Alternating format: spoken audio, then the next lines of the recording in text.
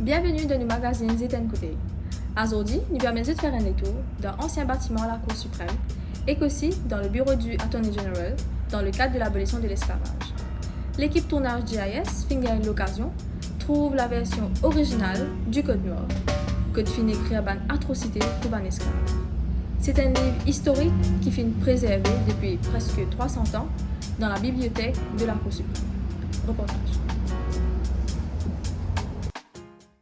D'après une information disponible, Code noir existait à Maurice depuis 1723 avec une condition bien cruelle. Quand nous parcourons Code noir, nous trouvons qu'il y a une condition qui tient là, c'est qu'il y a des enfants esclaves qui appartenaient à maître des autres mamans. L'article 31 Code noir dit que si un esclave est sauvé pendant un mois et qu'il se met en rapport ça à l'autorité, Bizarre coupe ses oreilles et marque-lui avec une fleur de lys sur ses épaules. Si l'esclave-là essaie de sauver une deuxième fois, il subit une mutilation et marque-lui avec une fleur de lys sur les épaules. Et la troisième fois, c'est la peine de mort pour cet esclave-là.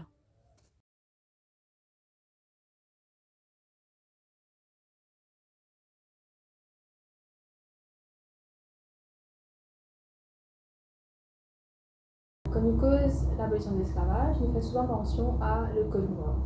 Oui. Est-ce que je pourrais donner un peu plus d'explication sur le Code noir? En tant que juriste, moi, Mogetli, je suis de mettre en place un système juridique pour faire l'esclavage marché à l'époque-là. Après ça, tu as un système indentured libéral, mais je tiens faire ça par un décret, la loi. Le plus, un peu plus commun, plus connu dans Maurice, c'est effectivement le Code noir. Mais pas dans 10. Code noir, tu as les autres. Mais Code noir là, il est plus connu parce que, moi, pensez, moi, dans mon opinion, il est le plus cruel. À cause de ça, qu'il a une notoriété à travers les années. Mais, le point de départ, c'est que le Code noir, il tient la loi.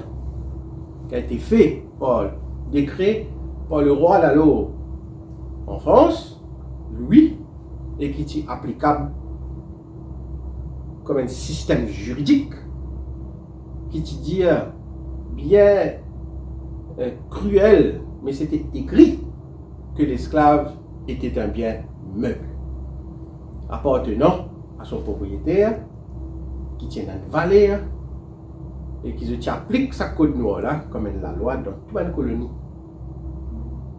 Quand la première version Code noir est sortie, c'était les colonies dans les Caraïbes. Ensuite, il y a encore les autres versions qui sont venues. Avant, il y a Louis XIV, après Louis XV. Par exemple, comme en Maurice, nous venons dans les années 1700, quand les Français prennent possession. Mais la Maurice aussi, nous connaissons, à cette époque-là, sa fameuse loi qui s'appelle Code noir. À Maurice, est-ce qu'il y a toujours une copie de sa Code noir? Oui. Vous-même, vous là trouve un Code noir qui est bien préservé dans la bibliothèque de la Cour suprême. Et il est bien préservé dans une vitrine parce que nous avons pensé à un devoir de mémoire. Vous avez connu l'histoire qui finit là. Donc, autant qu'il me connaît la bibliothèque de la Cour suprême, oui. Et quand nous causons l'esclavage, nous causons aussi l'abolition de l'esclavage qui vient de passer en 1835. Donc, avant d'arriver à cette étape-là, il déjà y a un débat du conseil, la loi qui vient d'être votée. Donc, est-ce que vous pouvez revenir un peu sur ce chapitre-là? Il y a beaucoup de débats dans le conseil législatif, comme tu connais ici, mais il y a aussi un rapport qui gouvernement colonial anglais surtout, je vais faire une Royal Commission. Quand je suis avec un commissaire depuis l'Angleterre, vient ici, vient faire un rapport sur la situation, par exemple, des esclaves, des indentured laborers, parce que les affaires m'ont bien ajouté, les deux je te chevauchais l'un et l'autre ensemble, ça, hein? Pendant l'époque de l'esclavage, tu as un pays indentured, pendant l'époque indentured, tu as encore une bonne période que tu es dans un gray area, un petit overlap. Surtout dans la région de Haute-Rive, dans Rivière du Rempart, comme une plantation là-bas. Pendant l'esclavage, il documenté ça, que tiena indentured laborer qui vini en partie depuis l'Inde, alors que tiena l'abolition de l'esclavage pas encore aboli. Donc il y a une petite période overlap. Donc, je peux dire que tiena un rapport, il tient un process bien graduel qui amène vers l'abolition. Encore une fois, on nous dit à Maurice 1835, comment faire ça? Faire ça par la loi.